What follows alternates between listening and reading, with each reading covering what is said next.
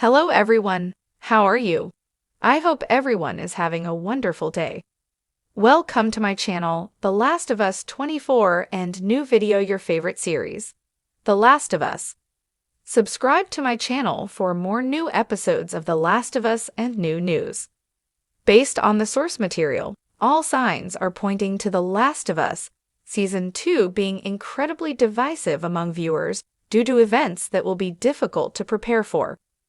The Last of Us Season 1's ending saw Joel, Pedro Pascal, rescue Ellie, Bella Ramsey, from the Fireflies who wanted to sacrifice her for a cure. His rescue relied on a lie that would end up straining their relationship in the years they spent living within the Jackson community. That complicated aspect of Joel and Ellie's relationship will play out in Season 2, which is based on The Last of Us Part I game. But so will a turn of events that will severely alter both of their lives. Despite first airing in 2023, The Last of Us Season 2 won't release until 2025. The massive production is partly to blame, but the lengthy time needed actually aligns with the game's timeline, considering The Last of Us Part II takes place 4 years after the first game. All eyes will be on Joel and Ellie to witness how far they've come since the former reluctantly agreed to escort the miraculously immune teen across the dangerous post-apocalyptic US. It was proven that nothing would ever be easy for any survivor, but the duo wasn't done dealing with the consequences of their past, and that punishment will likely divide viewers in Season 2. Abby and Joel's stories will be incredibly divisive in The Last of Us Season 2. The Last of Us creator Craig Mazin confirmed Season 2 will result in divided reactions from viewers.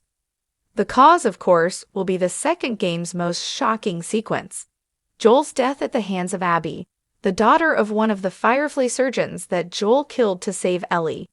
Not only does Abby kill Joel, but she does so in an incredibly brutal fashion, using a golf club to beat him to death. Joel might not be completely innocent, but he's presented as a protagonist alongside Ellie, so it will be incredibly difficult to witness his violent death, especially if it happens early in Season 2 like it does in the games. Related 6 theories for how The Last of Us Season 2 will deal with its big Joel moment. The Last of Us Part 2 opens with a shocking and controversial moment for Joel, raising the question of how The Last of Us Season 2 will deal with it. What's more, rather than focus on Ellie during the aftermath, the game switches to Abby serving as the playable character. This means Abby could be at the forefront of a good portion of The Last of Us Season 2, which might not sit well with viewers who will already be heartbroken over Joel's death. With Joel and Ellie being the core of Season 1, it didn't take long to become invested in their story. They both had to make tough choices to stay alive, but it was very easy to root for them along the way. The same won't be said for Abby, who kills a fan favorite before her real story gets told. Will The Last of Us Season 2 being divisive hurt the show? While Joel's death will be a shock to many, those familiar with The Last of Us Part I might perceive it a bit differently since it's expected. Whether or not the divisive reaction affects The Last of Us Season 2 and beyond will depend on how Abby is presented as a character. Casting the right Abby for The Last of Us will be one thing, but there's also the approach to her character so that audiences sympathize with her side of the story. If she can win over viewers initially hurt by Joel's murder, it won't have a long-term negative effect on the show. Seeing as how The Last of Us was a massive hit for HBO in 2023, it's unlikely Joel's death will cause a complete demise of the show as a whole. Ellie will still be a pivotal piece to the story, and Joel will still be present in some capacity. In addition to the events prior to his death, Pascal will likely still be involved in various flashbacks to fill in gaps that depict key moments of his life with Ellie. Flashbacks certainly won't make up for his fate, but it means Joel won't be completely absent in The Last of Us Season 2. Hello everyone! How are you? I hope everyone is having a wonderful day. Welcome to my channel, The Last of Us 24 and new video your favorite series, The Last of Us. Subscribe to my channel for more new episodes of The Last of Us and new news. The Last of Us Part 2 takes place over the course of 3 days, seen twice through the eyes of 2 different heroes as we wreak havoc on the trail of revenge first, then deal with its consequences through the opposite perspective.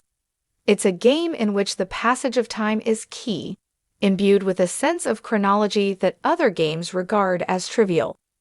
Notably, none of these 3 days are Christmas, and yet The Last of Us Part 2 is still a Christmas game. True Christmas games are rare, unlike music or movies or television, where the holiday season is stuffed with classics like Sage and Onion in a turkey. There are a few games that fully embody the Christmas spirit and can be returned to year on year. Instead, it is through tangential links or seasonal events that we can keep Christmas in our pixelated hearts. But even in these discussions, where Miles Morales or Saints Row are suggested as our Home Alone stand-ins, The Last of Us Part 2 is overlooked. Despite the importance of this 3-day cycle, The Last of Us Part 2 is also punctuated by flashbacks. From Ellie's perspective, these serve to fill in the blanks between the 2 games, including the breakdown of her relationship with Joel, and her journey is shaped by her regret. Abby's flashbacks are more complicated. Some serve to highlight her similarities to Ellie, with a zebra standing in for Ellie's giraffe, and to show her connection to her father, which echoes Ellie and Joel's story too. However, these aren't the only flashbacks Abby has. Some are far more recent and depict her relationships within the WLF, including her heartbreak and loss, a key factor in alienating her from her peers, which gives her the distance she needs to connect with Lev and Yara, as well as motivating her to close herself off and think only of revenge. It's in these moments that we get our glimmer of Christmas.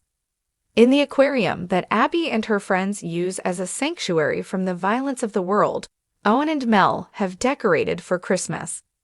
Owen takes Abby for a tour. Mel is conspicuously not present, showing her the tree, the windows lined with lights, and the stockings Mel made for herself and Owen. Abby picks one up sadly and wishes she had someone who loved her enough to get her a stocking. It's a rueful scene, one that hints that she misses Owen but also feels unworthy of a partner, and sees this reflected in how fulfilled he is with Mel. It could be a scene from any Christmas rom-com, the ex-lovers reminiscing in the warmth as the snow piles high outside, wondering about the steps and missteps they made along the road. It's the sort of movie where you're unsure if they'll unite at the end, or both find the one destined to make them happy. Then Abby mentions she has found Joel's brother and aims to hunt him down, and the Christmas cheer is shattered by the nihilism of The Last of Us once more. But the misery of The Last of Us is only so powerful because its characters are also capable of great joy and love, and Abby's brief Christmas celebration underlines why these characters are worth rooting for. We need to care for any of it to matter, and The Last of Us is as good at giving us hope as it is at ripping it away again. We also see this in the recent trailer for the upcoming No Return expansion, where Abby is shown in the same room as this Christmas celebration, decorated with Christmas lights, while she crafts and prepares for battle. Of all the places Abby visits across the game, this is the area that Naughty Dog sees as her safe zone, underlining how important this Christmas is not only to Abby, but to our understanding of her. We're used to merging violence with the peace and goodwill of Christmas. It's why we get movies like Violent Night, and It's a Wonderful Knife, and why Die Hard tops the lists of most popular Christmas movies. The Last of Us should be no different, especially as it uses Christmas as a sanctuary against this violence. It's an important entry into the gaming Christmas canon, and should be remembered as such this holiday season.